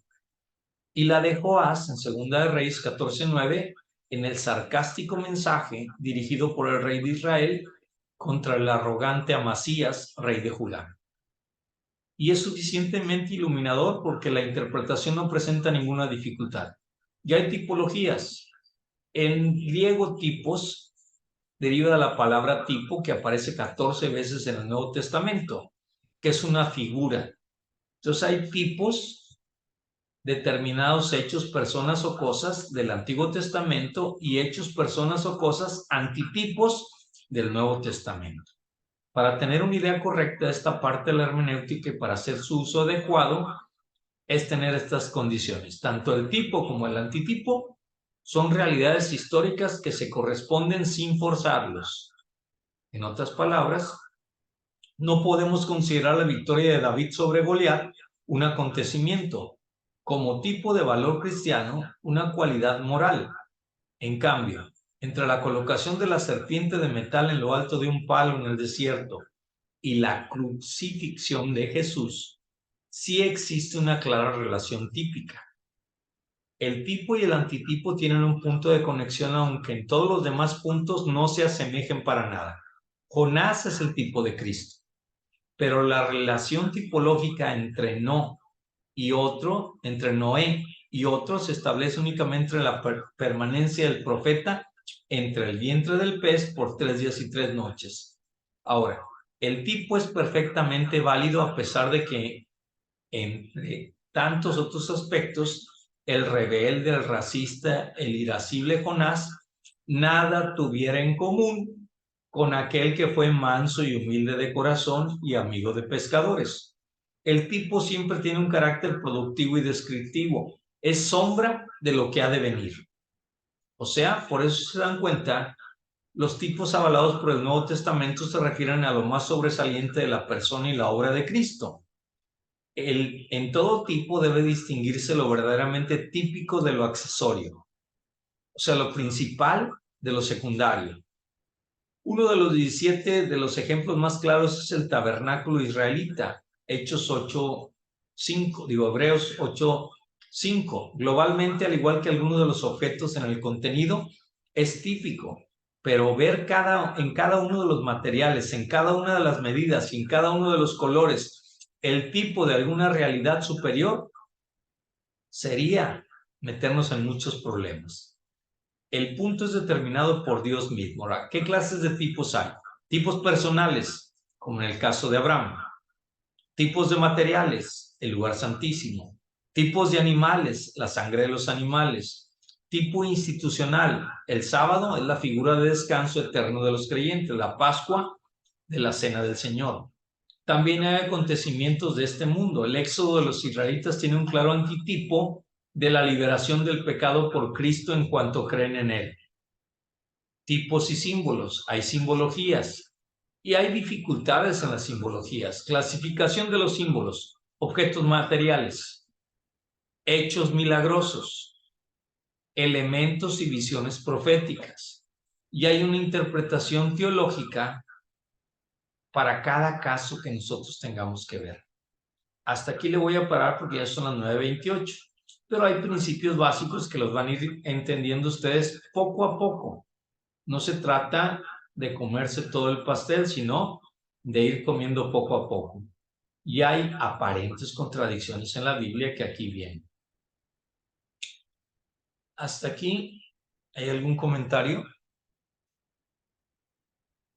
¿Algo que ustedes quieran mencionar de todo lo que vimos ahorita?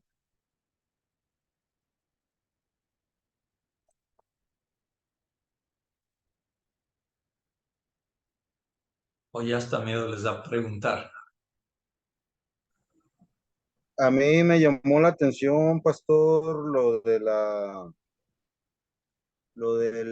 serpiente en el palo cuando estaban en el desierto, les picaban y las miraban, y con la semejanza de Cristo, es referente a cuando fue crucificado, ahí es donde se ve la semejanza. Bueno, es un poco más amplio esto, miren.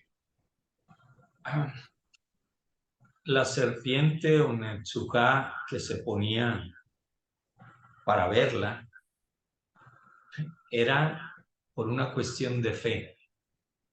Si nosotros creemos en Cristo es por fe. Número 2, así como esa serpiente en el desierto quitaba el veneno y evitaba la muerte, aquel que la mirara con fe, porque no había otra forma, no había ni contacto con él, simplemente era ver con fe, obediencia. Cristo en la cruz, Él tiene las obras de gracia y dentro de ellas está la salvación. Pero para usted y para mí, no nos tocó ver a Cristo en la cruz. Es un error ver al Cristo crucificado porque Él resucitó. Y no solamente resucitó, sino que ascendió a los cielos. Y no solamente ascendió a los cielos, sino que está sentado a la derecha de Dios Padre. Y vendrá de nuevo con gloria a juzgar a vivos y muertos, y su reino no tendrá fin. Entonces, ¿qué estoy diciendo con esta parte del credo niceno-constantinopolitano? ¿Qué estoy diciendo? que para nosotros el ver la cruz de Cristo no es ver el lugar de muerte, sino el lugar de vida, en el cual el pecado ya no tiene influencia en nosotros, porque Él venció la muerte, y al vencer la muerte vence el pecado, y al vencer al pecado vence a Satanás.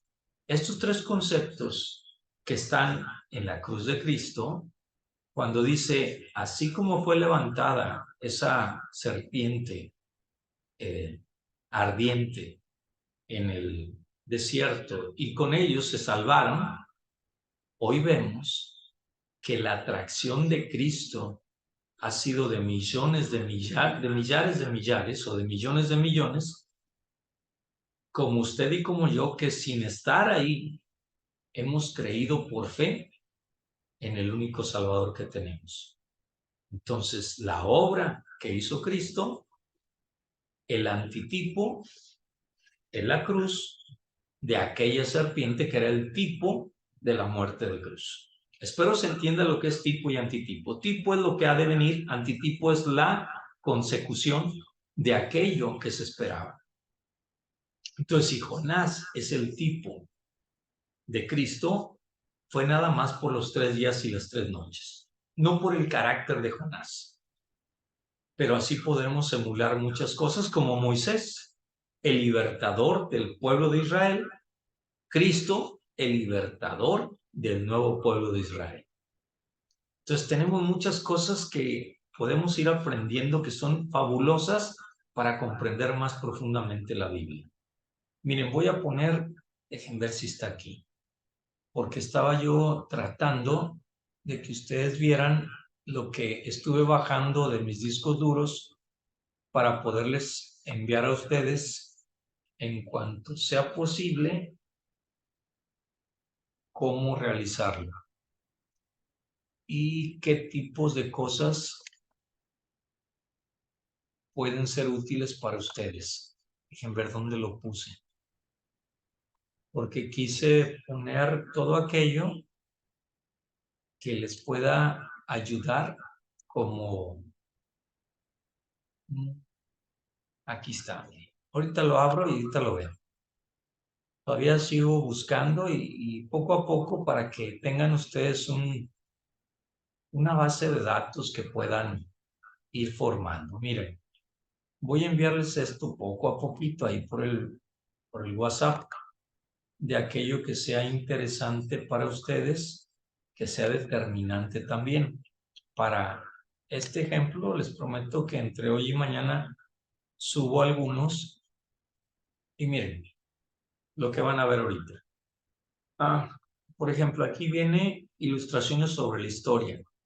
Viene un estudio exegético, un análisis semántico. Eso que dice confirmaciones es interesante. Vean de qué se trata, a ver si se logra ver. ¿Qué es esto? Es un diccionario bíblico del mundo hispano. ¿Cómo trae este diccionario? ¿Perdón? No se abrió, nada más está, Entonces espéreme tantito. no se abrió Gracias el por diccionario. informarme. Ahorita lo busco. Ahorita hago que se vea. Espéreme tantito. No se desespere. Estamos en este. Aquí está. Mira, el diccionario bíblico que dice confirmación 1, confirmación 2 y 3. El primero trae de la A a la M. Es el diccionario bíblico mundo hispano. ¿Cómo viene esto? Aquí viene cómo usar este libro. Síntesis de la Biblia, tiempos bíblicos, un diccionario en sí, nombres no listados en el diccionario, un índice temático. Y el diccionario puede ser usado como un diccionario, como una enciclopedia o como un curso básico de estudio.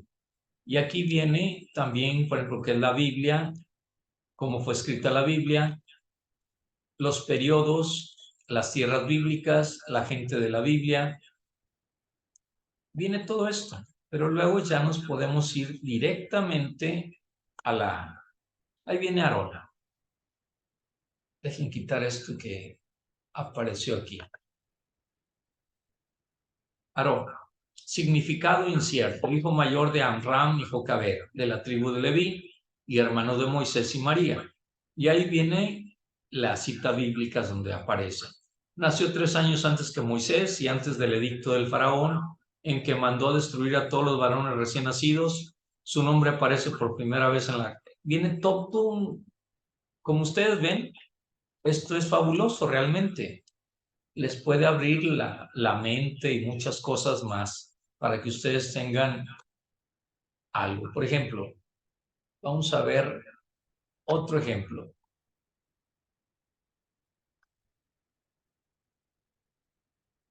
Cades y Cades Barnea. Ahí viene qué significa.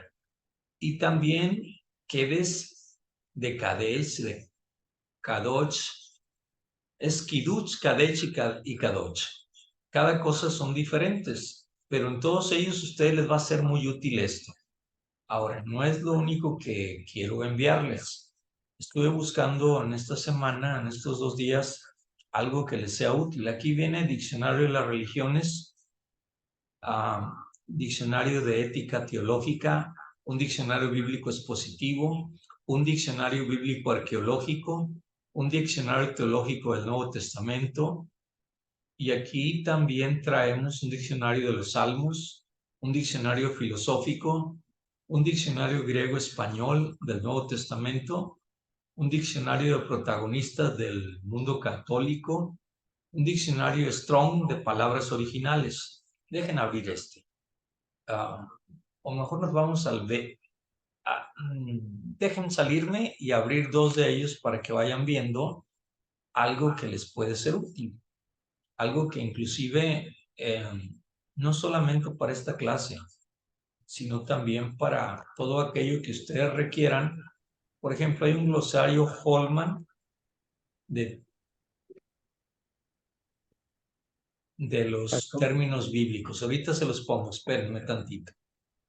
Pastor, yo había escuchado que el Espíritu Santo, su nombre en hebreo creo que es Abacados, y nos decían que es la manera como más, más correcta de referirse a él. ¿Esto es verdad?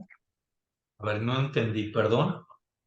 Sí que el Espíritu Santo, el nombre con el que se refiere en el hebreo es Abacados o Abacados. Nos decían que es la forma más correcta de referirse al Espíritu Santo. Bueno, a ver, ay Dios, es que ahí es donde hay veces yo choco con algo que voy a decir. Perdónenme y tolérenme. No sé quién le haya dicho ni me interesa, pero algún día llego yo a la primera de Madero y yo me hice cargo de los jóvenes y me manda a llamar la maestra de los niños, de los que ya tienen 10 años. Y había un niño que insistía en que no era María, sino Miriam. Y entonces llego yo y le digo, ¿y por qué no moché? Y me dice, ¿a quién mocharon? Digo, no. Moché es transliterado el nombre de Moisés. Pero resulta que estamos en México y nosotros estamos hablando en español. Espíritu Santo en español es tan válido como Holy Spirit en inglés. Y quiero aclarar otra cosa. Es más, espérenme tantito. Ahorita se los muestro y esto les va a solucionar muchas de las cosas que a veces nosotros no podemos entender. La palabra de Dios, si ustedes saben leer hebreo, van a entender que hay Kadosh, Kadech y Kedech y Kiduch.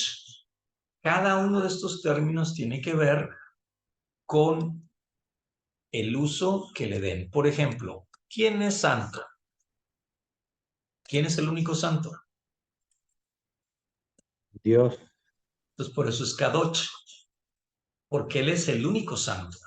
Nosotros somos santos porque Él nos santifica, pero no significa que nosotros podamos ser santos por naturaleza o por algo que determine, por ejemplo, que determine que nosotros hacemos obras para lograrlo. Sin embargo, no le entendí lo que usted dijo, porque el Espíritu Santo, de acuerdo a lo que dicen algunos, se llama Ruach HaKodesh. ¿Qué significa esto? Espíritu Santo, en las fuentes judías, hablan del Ruach, porque es el Espíritu de Dios. Y HaKodesh, porque es Espíritu Santo, pero de Dios. Kodesh es santo por sí mismo, como un adjetivo, un sustantivo. Ahora bien, Kadesh o Kedesh tiene que ver con aquella persona que se consagra para Dios. Y Kiddush tiene que ver con todo aquello que usted utiliza para Dios. Las guitarras, las bancas, el templo están consagradas para Dios, pero son cosas, objetos materiales.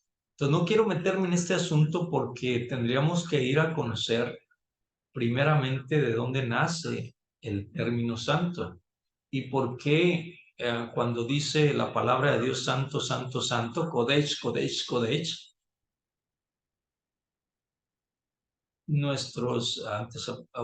el pueblo de Israel, ellos son muy cuidadosos de no hablar el nombre de Dios. Entonces, por eso no le entendía yo a lo que usted me decía, porque realmente el nombre es Ruach HaKodesh, Espíritu Santo, el Espíritu que da vida, el Espíritu de Dios, pero debo comunicar algo. Alma y espíritu son intercambiables en el hebreo.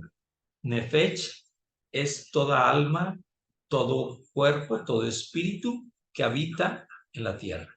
Ruach fue única y exclusivamente para la creación del hombre. Luego viene Nechemá, que es el espíritu que tiene el hombre para inclinarnos a buscar a Dios. O sea, sería más propio para el Espíritu Santo.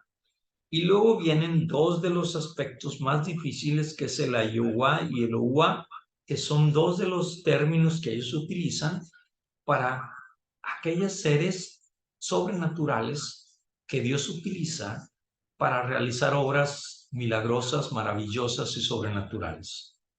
Lo cual nosotros dijéramos las operaciones, las funciones, los ministerios, los dones y los talentos.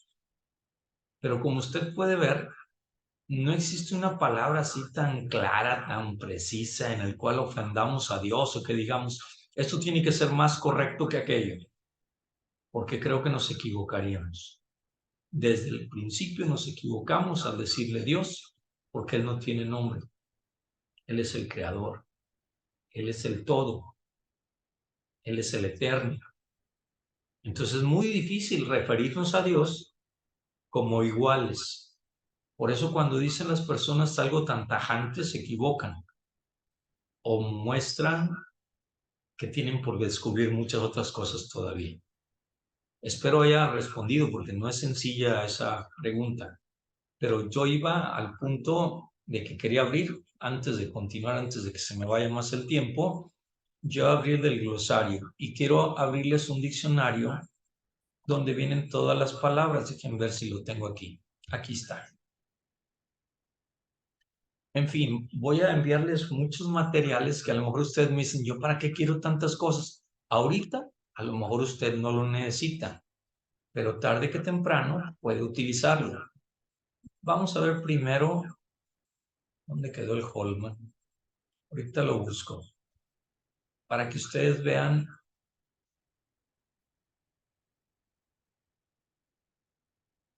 Bueno, vamos a ver el Vine. ¿Qué es el Vine?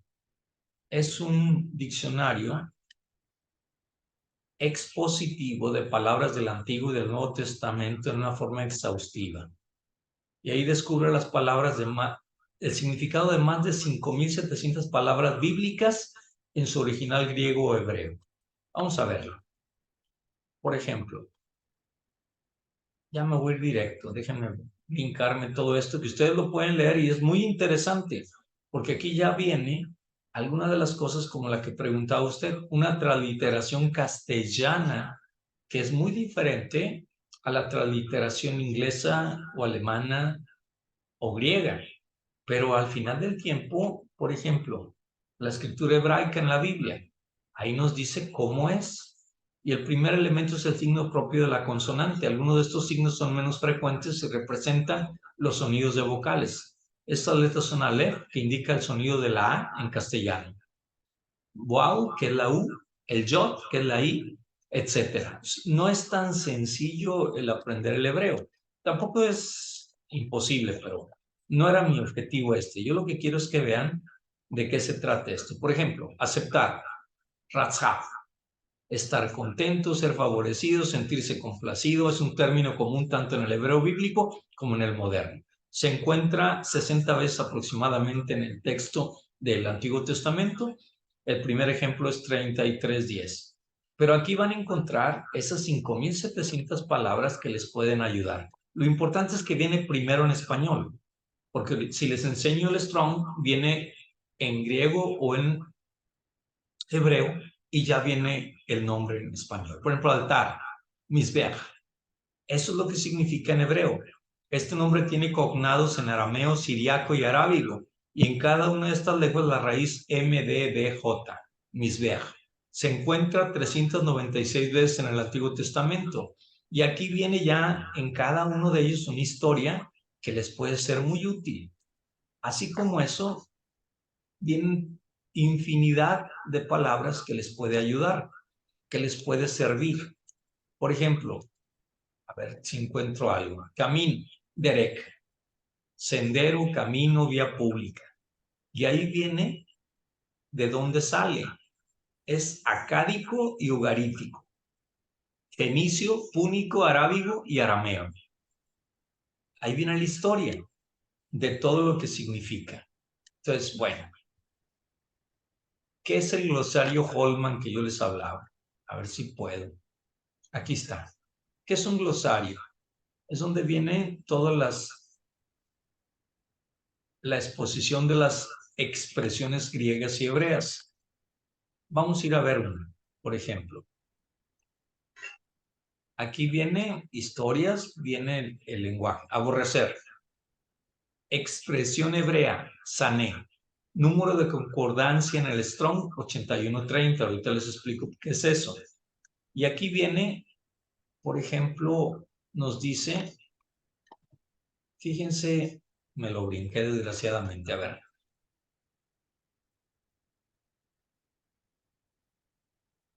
Abandonado. Expresión hebrea, Asaf, uno de los versículos más hermosos y a la vez trágicos de la Biblia, en el que declara que el pueblo de Dios lo abandonó, siendo él su fuente de agua viva, Jeremías 2:13. Y aquí viene la palabra de desolación, etc. Abominación. Dice chikutz. Y esto aquí viene toda la historia, vienen los versículos claves. Como ustedes pueden ver, esto va a ayudar mucho para que ustedes tengan una idea más clara de qué es lo que van a buscar. Pero insisto, yo no quiero ahorita comprometerlos a que todo esto lo tienen que hacer para el trabajo que yo les estoy pidiendo. Háganlo más simple, más sencillo.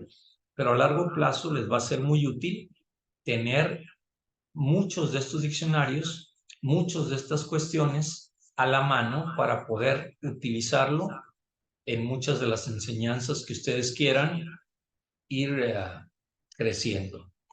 Pero dejen ver el Strong. Aquí está. Dejen abrirlo y ahorita lo ven. Para que vean la diferencia. Y en esa diferencia van a ver que ahí está también un diccionario real. Y en ese diccionario, ustedes también con otros conceptos de tecnología bíblica como el eSword, The Word. Si quieren, mañana platicamos del eSword y del The Word para que lo puedan tener ustedes, para que puedan trabajar de una forma electrónica en una computadora más aprisa. Pero vean el Strong. Vamos a irnos a ver ejemplos. Por ejemplo, aquí. No, perdón. Aquí va a ser difícil porque quiero darles a entender que está primero la numeración que tiene este diccionario del hebreo, y luego está su transliteración, y luego está su significado en español. Por ejemplo, Aharón, si ven el 175, es Aarón. Cuando habla un judío, pues va a hablar de una manera muy extraña para nosotros. Sin embargo, ya ustedes ahí pueden ver exactamente qué significa cada cosa. Por ejemplo, avá, desear algo, codiciar, codicioso. Pero también es extender, marcar, trazar, anhelo. Entonces, como pueden ver, este diccionario está muy completo, pero debe estar llevado a cabo de alguna manera con una idea más directa. Ahora nos vamos a las del Nuevo Testamento. Dejen hallarlas. Aquí ustedes van a tener las palabras que están en griego. Y aquí, por ejemplo, aijairos, que significa precipitarse. Aegyptius, del egipcio, ¿qué significa? Egipcio o egipcia. Aidios, duradero, hacia adelante. Y aquí, pero repito, es un poco más difícil porque trae una numeración que la tiene ya configurada para muchas de las cuestiones electrónicas de Biblias que son de estudio en forma electrónica, donde vienen los diccionarios que se insertan y ahí los ven. Digo, les prometo que mañana podamos ver un poquito de lo que es el eSword o la espada de la palabra electrónica y también el aspecto de Word. Son dos de los que más se usan, pero hay muchos más que esos. Está el Logos también, que es otro de las formas. Pero aquí lo que quería que vieran es una palabra, a ver si nos encontramos una palabra que ustedes conozcan más.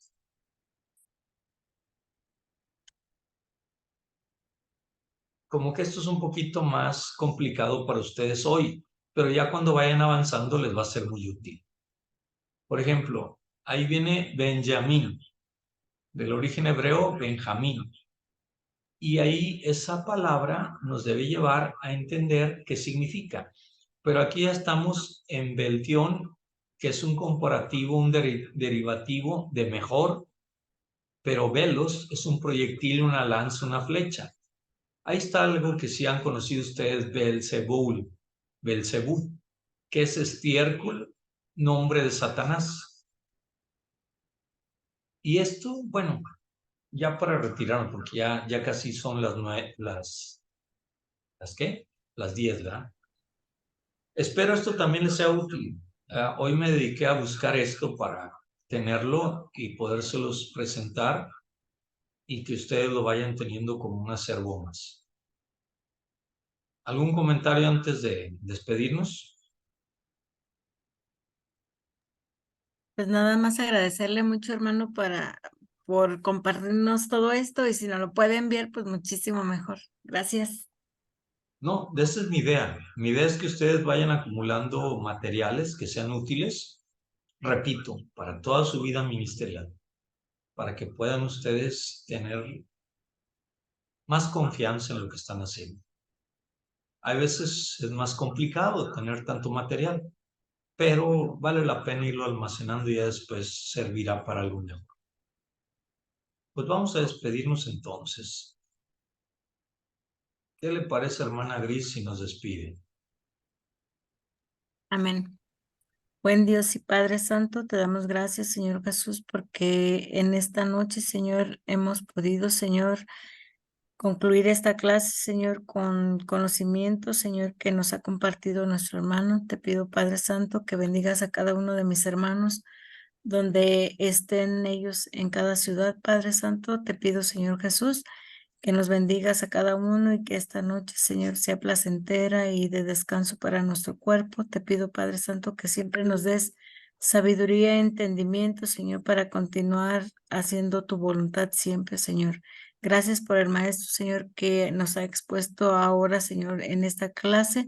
Bendícelo grandemente, Señor, y siempre guarda de su vida, Señor, y su entrada y su salida de su casa. Te doy gracias por todo en nombre de Cristo Jesús. Amén.